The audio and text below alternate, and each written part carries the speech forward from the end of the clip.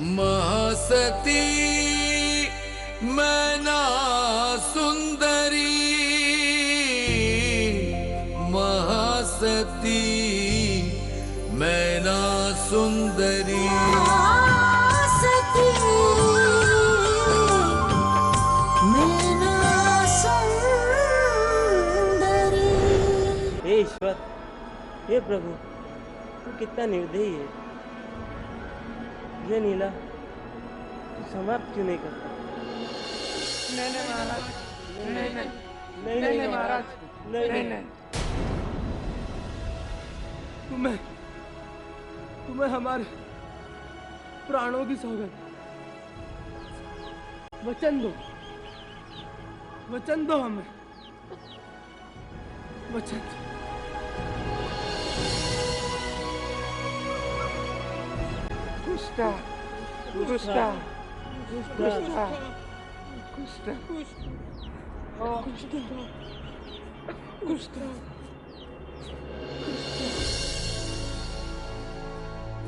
हम मंदिर जाते हैं, अपनी माता के लिए प्रार्थना करनी है हमें। महाराज, राज्य का कोई सिपाही आपको देख लेगा तो आप ये चादर में अपना शरीर छुपा के जाइए, नहीं तो ये शरण भी छिन जाएगी महाराज।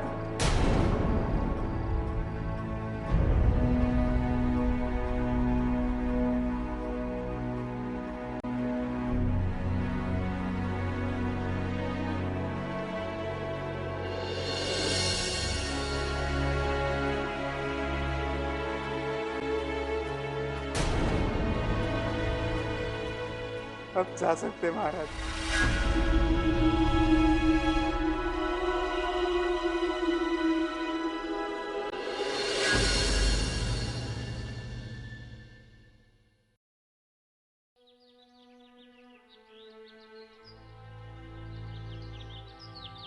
कौन हो तुम और मुझे कहाँ ले जा रहे हो?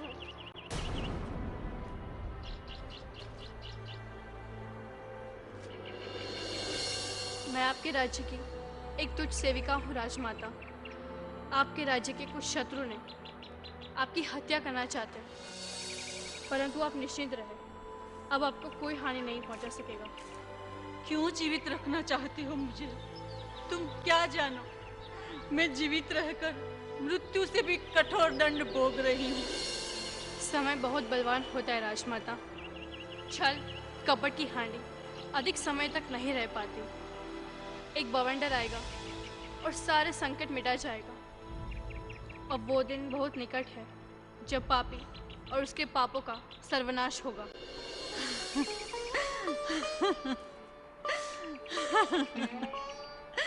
मैं नहीं जानती तुम कौन हो,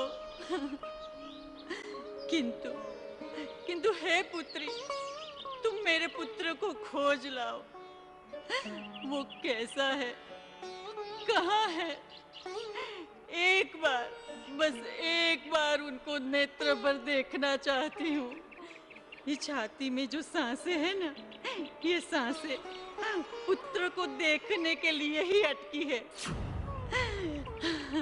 इनका अंत ही नहीं हो रहा, अंत ही नहीं हो रहा। निर्दयी धड़कना छोड़ती ही नहीं है। एक बार उसे देख लो, कोई तो सुना दो उनकी खुशखबर। एक बार दूर से ही दिखा दो, कोई तो दे दो उनका शुभ समाचार, तो मैं छोड़ दूंगी ये झूठा और कपटी संसार। ये माँ की अंतिम अभिलाषा पूरी कर दो। भीख मांगती हूँ, झोली फैलाकर मैं तुमसे भीख मांगती हूँ पुत्री। राजमाता, भगवान है तो एक माँ की अभिलाषा कभी व्यर्थ नहीं जाएगी। चंपारण की प्रजा के हृदय सम्राट महाराज श्रीपाल अवश्य आएंगे। भरोसा रखिए, अवश्य आएंगे। अब तो ये सांसें भी शरीर की तरह बूढ़ी और जर्जर हो चुकी है। कब जाने इसका अंत कब हो जाए। मैं अब प्रतीक्षा नहीं करती पुत्री, प्रतीक्षा नहीं कर सकती। समय ही नहीं है मेरे पास पुत्री, समय ही नहीं है मेरे पास, समय ही नहीं है। कहाँ हो तुम पुत्र श्रीपाल, कहाँ हो, कहाँ हो तुम पुत्र श्रीपाल, कहाँ हो, कहाँ हो?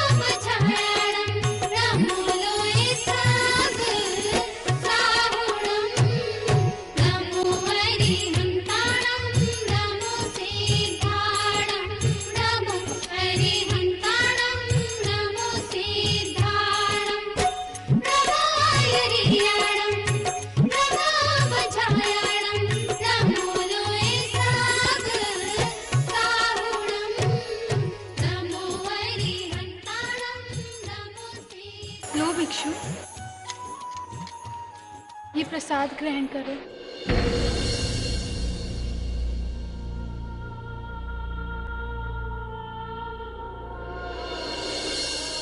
ये तो वस्त्रावरण से, आभूषण से राजकुमारियां प्रतीत होती है। मैं खुश थी, मुझे इससे दूर जाना चाहिए, दूर जाना चाहिए। मेरा रोग इसको भी लग जाएगा। दूर जाना चाहिए। प्रसाद लेने में कैसा विचार? लगता है तुम्हारा स्वास्थ्य ठीक नहीं है। लो भिक्षु, प्रसाद ग्रहण करो। इसे ग्रहण करते ही तुम शीघ्र ही स्वस्थ हो जाओगे। लाओ, अपना हाथ लाओ। नहीं, मत छुओ मुझे, मत छुओ, मत छुओ मुझे।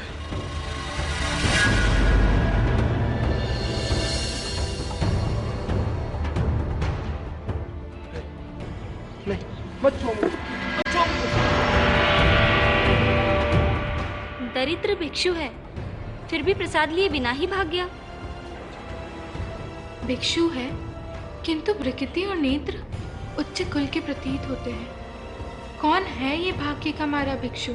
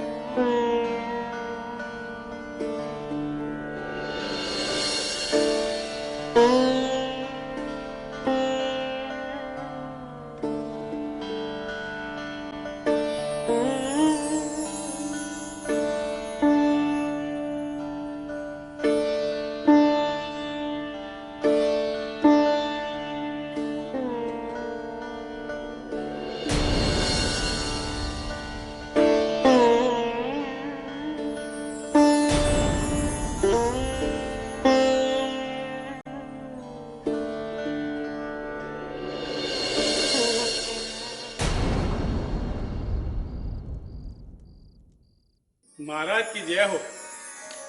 महामंत्री, हम शंखपुरी से आपके आने की ही प्रतीक्षा कर रहे थे।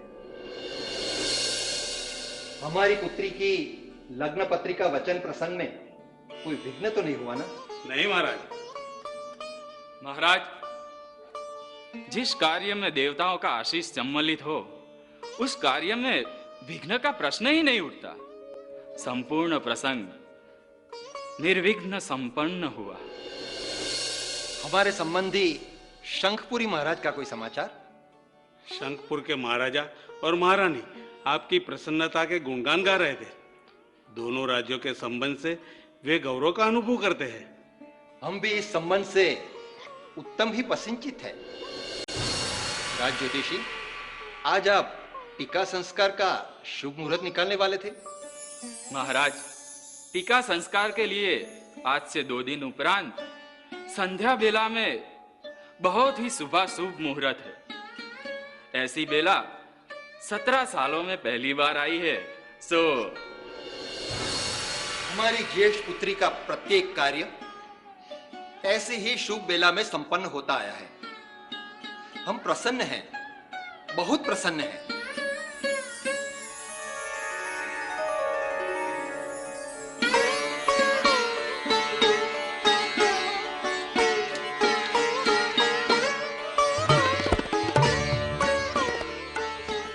माताजी, पिताजी, हम दोनों बहनें मंदिर से आ गई हैं। अब प्रतिदिन की तरह हम दोनों को आशीर्वाद दीजिए और उसके उपरांत में प्रसाद लीजिए।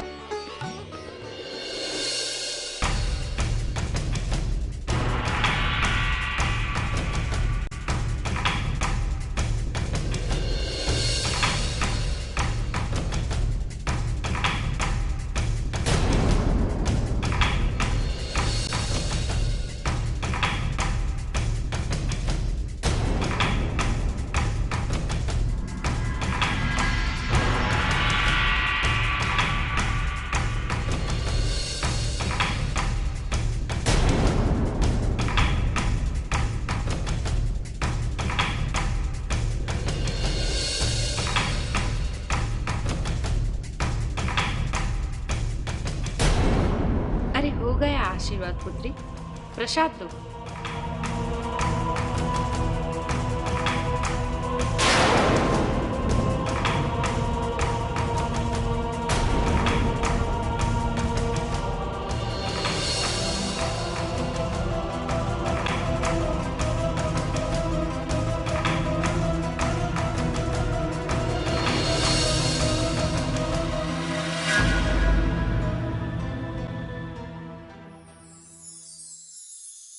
मुझे दो प्रसाद।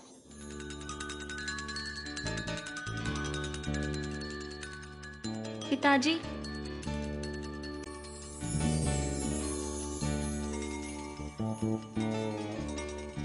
पुत्री, अपने कक्ष में जाओ पुत्री।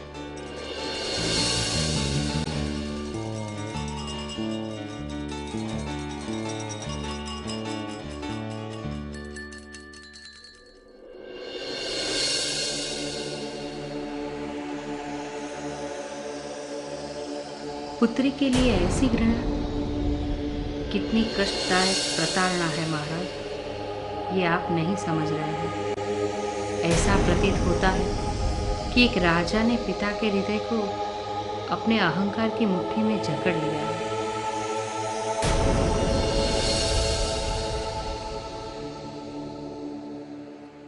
मैना सुंदरी,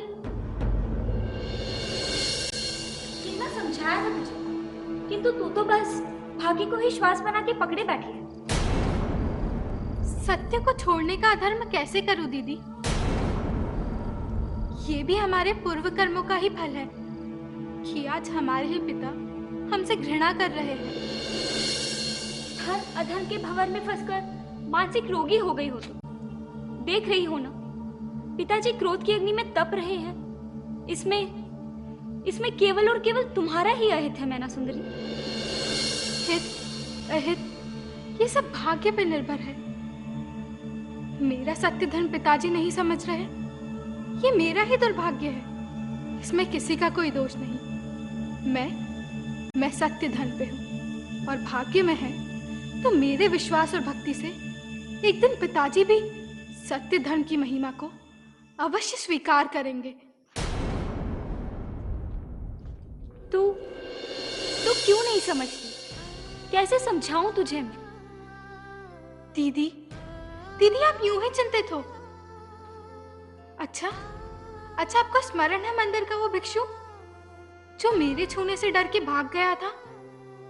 वो मलिन दरिद्र? हाँ, किंतु सत्य कहूं दीदी, मुझे वो दरिद्र और भिक्षु नहीं लगा। उसके नेत्रों की लालिमा, उसका ललाट कह रहा था कि वह अवश्य ही किसी उच्च कुल का मनुष्य है,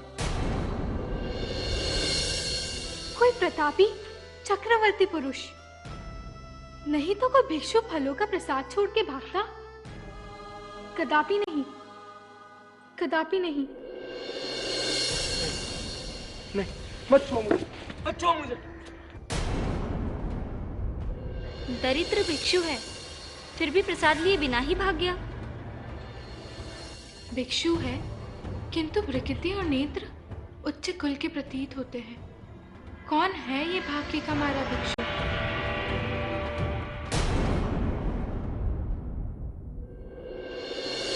तुम उस भिक्षु का स्मरण दिलाकर क्या प्रमाणित करना चाहती हो? कर्म फल का सत्य। प्रतापी चक्रवर्ती पुरुष को भाग्य ने एक दरिद्र बना दिया। ये अवस्था उसके भाग्य में थी जिसे टाला नहीं जा सकता था।